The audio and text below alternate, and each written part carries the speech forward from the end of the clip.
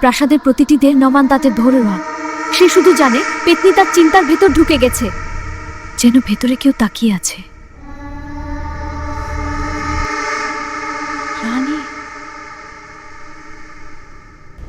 ডাক থামে না, বরং আরো কাছে আসে। আমি মনে করতে পারছি না গতকাল কি করেছিলাম, কাকে দেখেছিলাম তাও মনে নেই, আর কি বলেছিলাম সব ধোঁয়াশা। কিছুই মনে করতে পারছি না। সে স্পষ্ট মনে করতে পারে। তুমি আমাকে ভুলে যেতে পারবে না।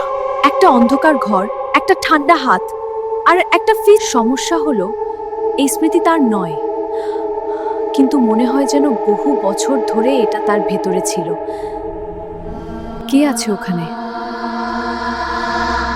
করিডোরে কেউ নেই, কিন্তু মেঝেতে ছায়া পড়ে আছে, একটা লম্বা বিকৃত ছায়া। তুমি কোথায়? যেখানে তুমি তাকাও না, আমি সেখানেই থাকি।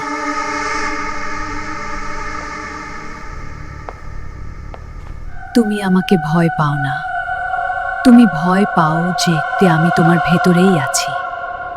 তুই আমাকে মারতে চাস না কেন? না রানী, আমি তোমার জায়গা নেব। আমার জায়গা মানে সিংহাসন? হ্যাঁ, তোমার রূপ ক্ষমতা কখনোই না, আমি রাজি না। তোমার সম্মতি যে ভয়ঙ্কর ব্যাপার। রানী নিশ্চিত নয় সে এখনো নিজে আছে কিনা। আয়নায় দাঁড়িয়ে থাকা মুখটা ধীরে ধীরে হাসছে, কিন্তু রানী হাসছে না। এখন আমাদের জানে না নিচে পড়ছে।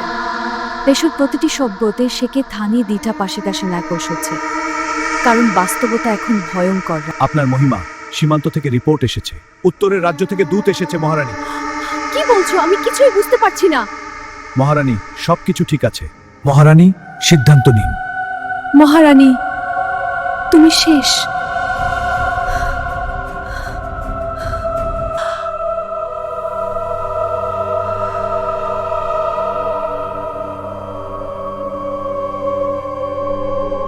আমি মাত্র কয়েক মিনিট আগে ঘুম থেকে উঠেছি।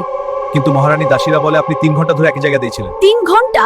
অসম্ভব, আমার চোখ খোলা ছিল। হ্যাঁ মহারানী, কিন্তু আপনার কোনো প্রতিক্রিয়া ছিল? অসম্ভব, আমি এখানেই ছিলাম। নরিনী এক পাও। কিন্তু তার পায়ের নিচে মেঝেতে তার নিজের পায়ের ছাপ এক জায়গায় জমে থাকা প্রমাণ দেয় সে সত্যিই নড়েনি। কি করে হয়? যেন কেউ আমার মাথার ভেতর ধীরে ধীরে কথা বলছে। রানী, তোমার চিন্তাগুলো তোমার নয়। না, এ আমার নিজের চিন্তা। সত্যিই কি? তুমি ভুলে যাচ্ছ, আমি তোমাকে মনে করিয়ে দেব। না, আমি ভুলিনি। তবে মনে রাখো।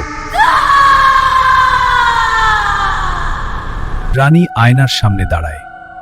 আয়নায় তার মুখ দেখা যায়, কিন্তু আয়নার পেছনের ঘরটা তার কক্ষের মতো নয়। আয়নার ভেতরের ঘরটা অন্ধকার, দেয়ালে দাগ, মেঝেতে ছায়া নড়ছে।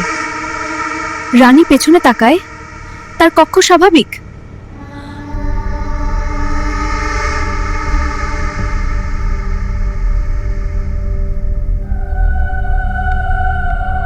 রানী এখন আর বুঝতে পারে না সে কি পেতনিকে দেখছে নাকি পেতনি তাকে দিয়ে নিজেকেই দেখছে। আমার হাত কাঁপছে, আমার হাতের আঙুলগুলো ঠান্ডা বরফের মতো।